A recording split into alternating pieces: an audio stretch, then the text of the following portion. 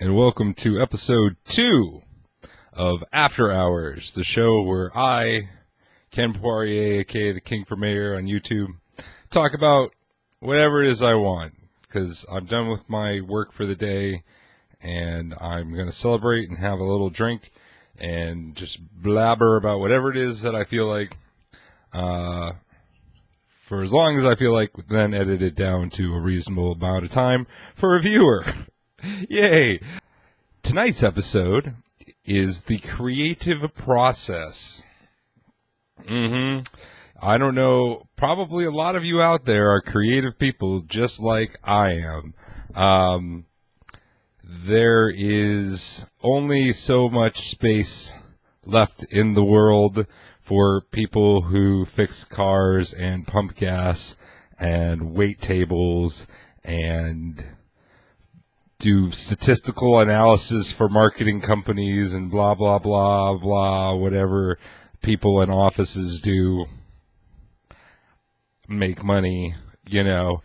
And for the rest of us, well, we get on YouTube and we write stories and we shoot videos and we put on shows and we make albums and we do all sorts of other stuff, which for the most part is terribly unprofitable. You know, your best hope is that, you know, you have some sort of creative skill that translates into something you can do in an office that makes money. For the rest of us, though, a lot of people have their day job where they pump gas or fix cars or wait tables or cook food or do whatever it is that society needs. And then we get to spend all of our time working on things out of a labor of love. That's what they call it when you don't get paid for your work. So a labor of love, and trying to make something out of our lives, but chances are that's never going to happen. Why? Because there's all sorts of problems with the creative process. And I guess it started off when I was in high school, and I realized that I could get paid for acting, and I was like, ooh, I can just get paid for acting. That's great. I'll do that. Well, yeah, you can get paid occasionally for acting, unless you manage to, like, break out, as they call it, which is nearly impossible. It's probably less than 1% chance of actually getting to break out, getting discovered, being in the right place at the right time. You know, and oddly enough, all these real, like, crazy success stories, it's all like, oh, I was pumping gas and I made a joke at one of the customers and they thought it was really funny, and so they brought me down to Hollywood because I work in Hollywood, and then they said, here, can you read this? And then next thing I know, I was making millions of dollars. And that seems to be, like, the case. So apparently the best way to break out in creative is to not work in creative. Actually, you know, on this whole not getting paid thing, let me tell you something. That's pretty much, you know, exclusively for America and in countries that are in the transition of industrial development. That's pretty much it. If you live in Europe, if you live in Canada, you live in China, you can actually get paid to do creative stuff. But here in the United States, no, sorry. If it's not making a buck for the big boys, we don't want you doing it. Oh, pay for entertainment. Oh, should be free. But other problems with the creative process. I would say, second to the not getting paid part, the next biggest problem, is discovery. Definitely, that's the next biggest problem, is discovery. Getting yourself out there in the sea of voices and, hey, I'm working on this thing, and anybody interested, want to help? Blah. No, they don't. They're not interested because they see that, like, 150 times every day I know I see it. I'm sick of it. I'm one of the creative people. And I'm like, I don't even want to hear about your project. I'm at the point now that people, I've got this great, I don't care. Go away.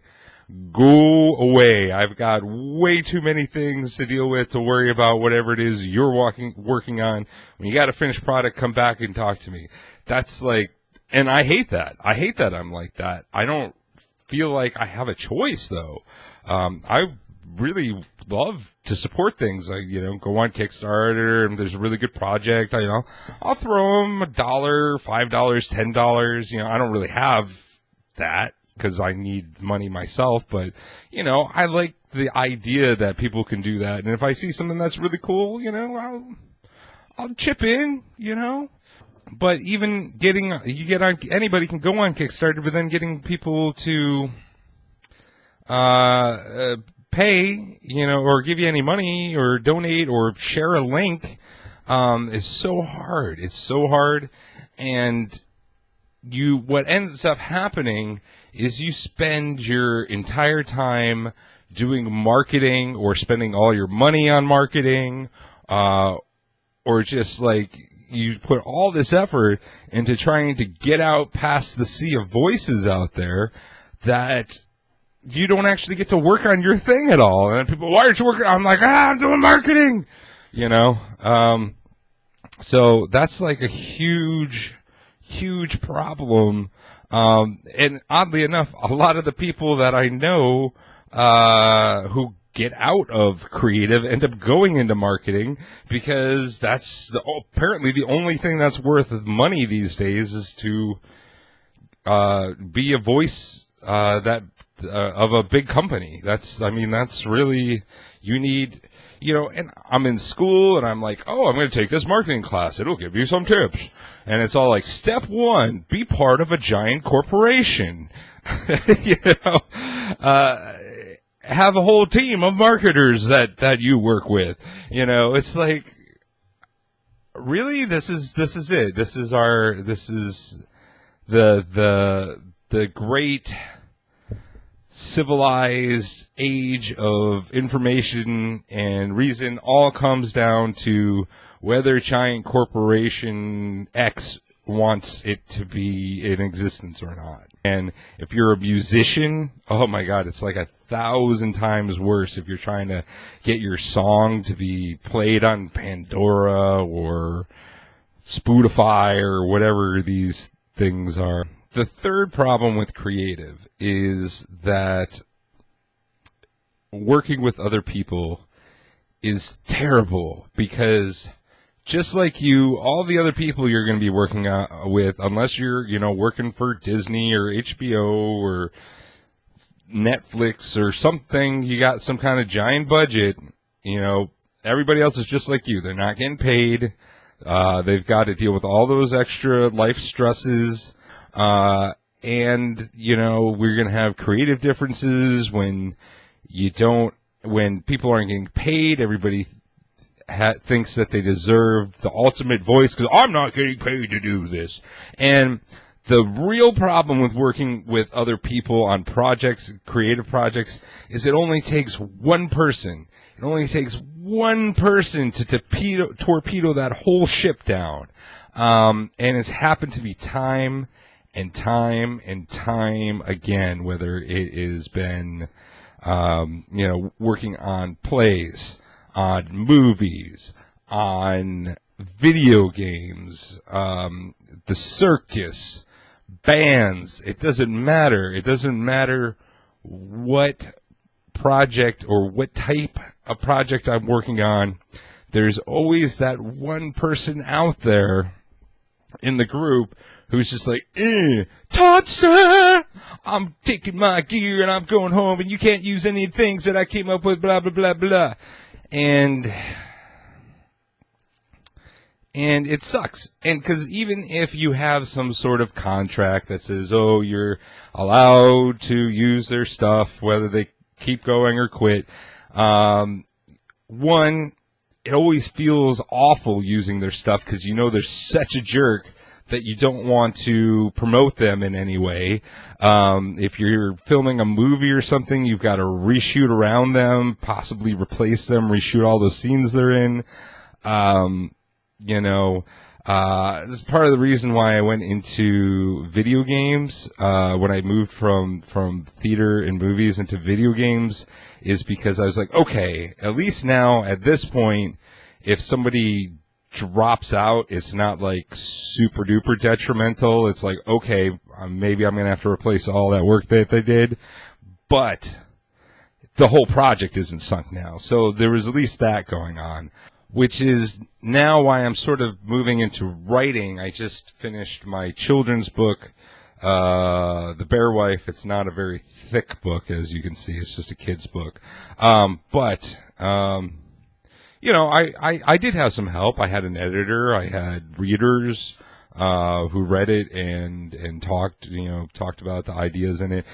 But I got a product, start to finish, pretty much by myself. Even if I didn't have all the editing and all that stuff, I could still have put this out just by myself, working by myself, which I guess is better. I guess is better than having to rely on people who are, what's the word? Unreliable. It's the perfect word. Having to rely on unreliable people sucks. It really seems that in the creative world, you can only rely on yourself. I wish that wasn't the case.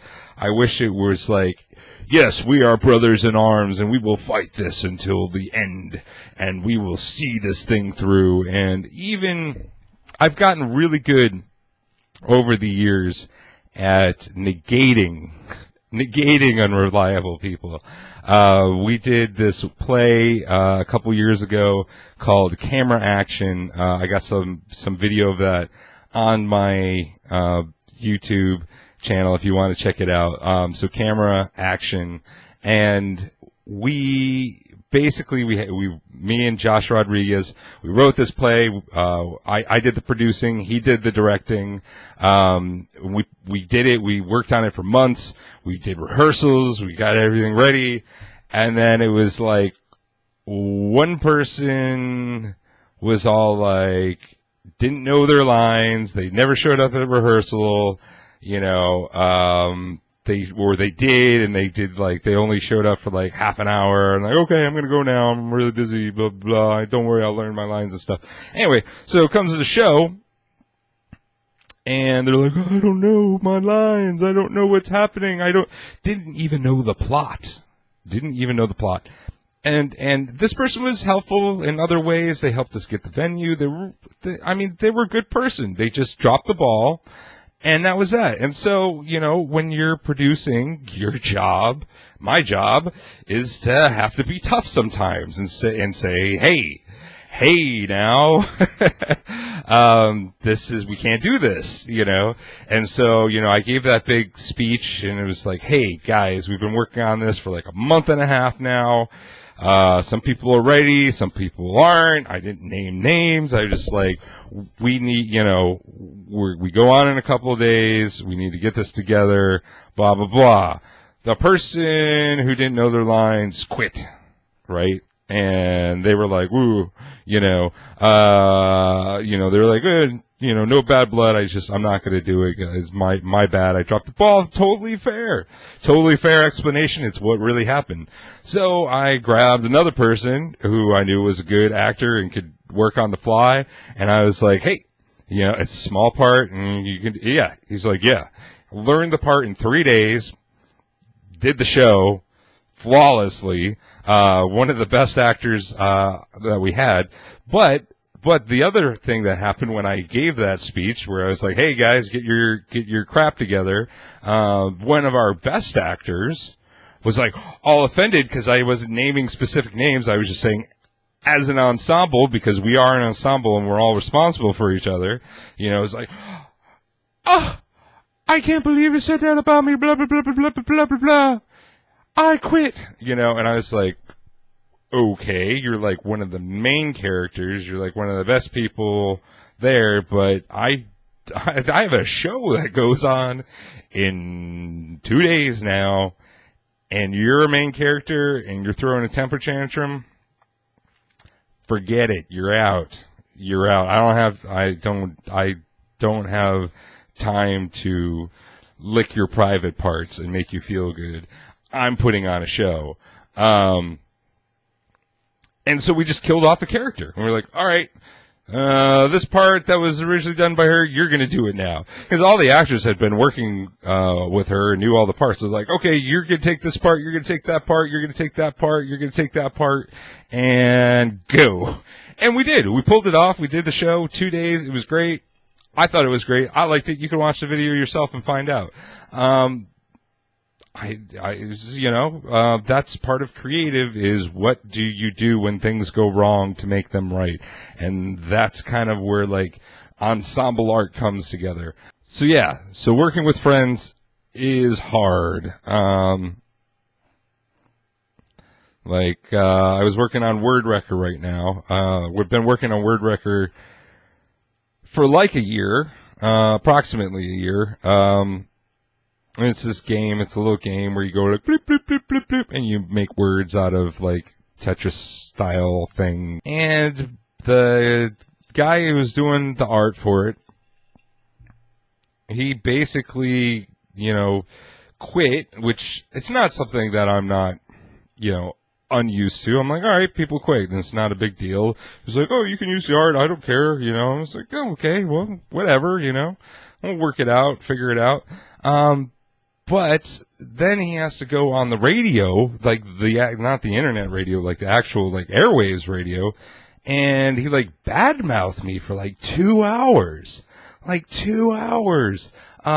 because I had different political opinions, and it wasn't like he was attacking my political opinions. He was like attacking me as a person on the air and saying things about me that totally weren't true.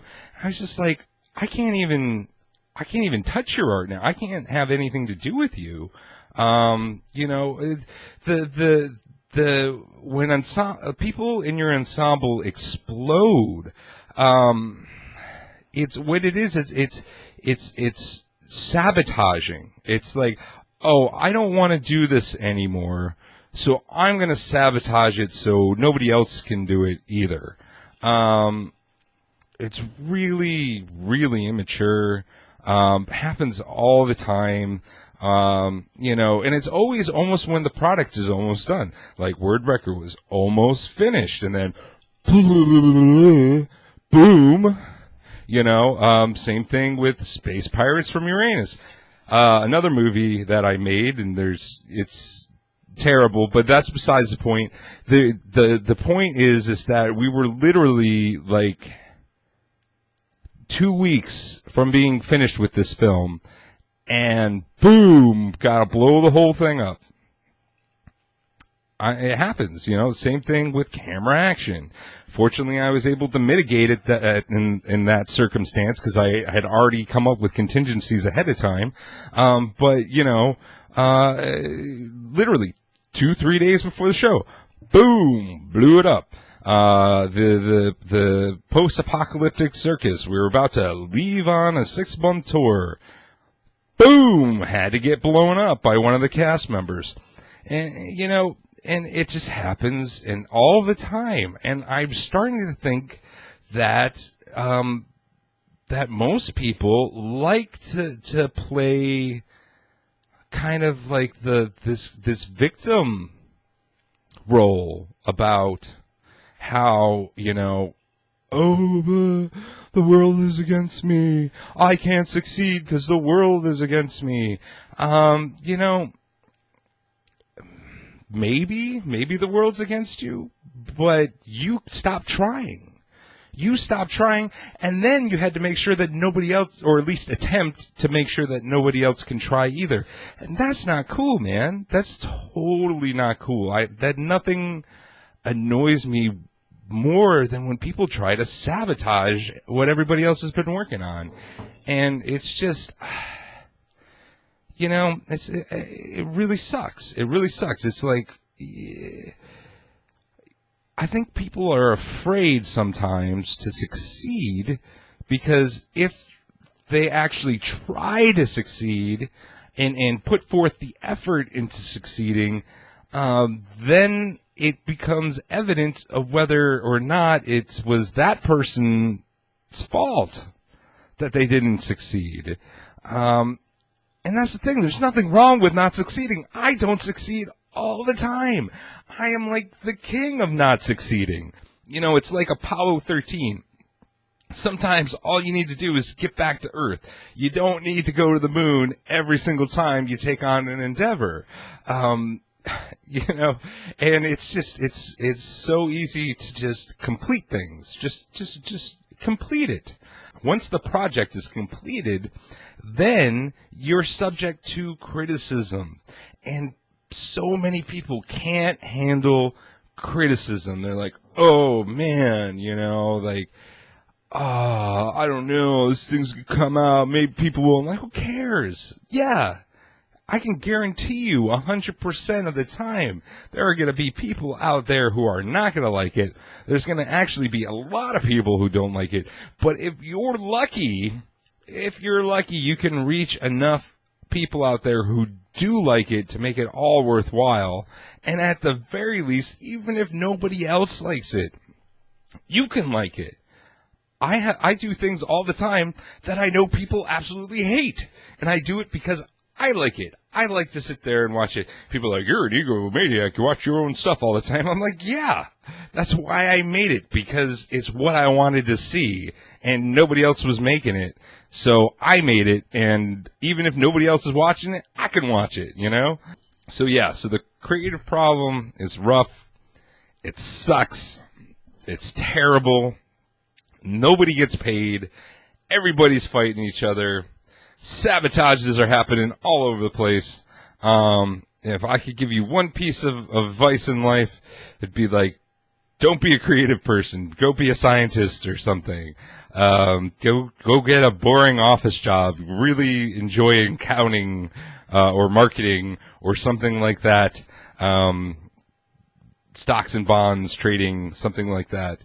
Do not try to create art.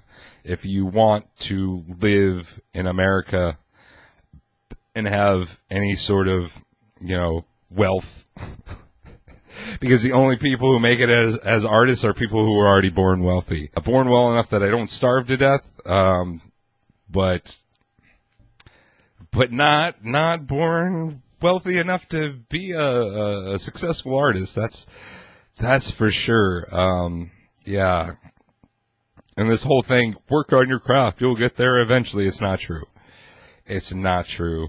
No, there are plenty of untalented people who are extremely, extremely successful in this world, and are just happen to buy talented people and pay them enough money that they don't put their name on the project and that it looks like you did all the work.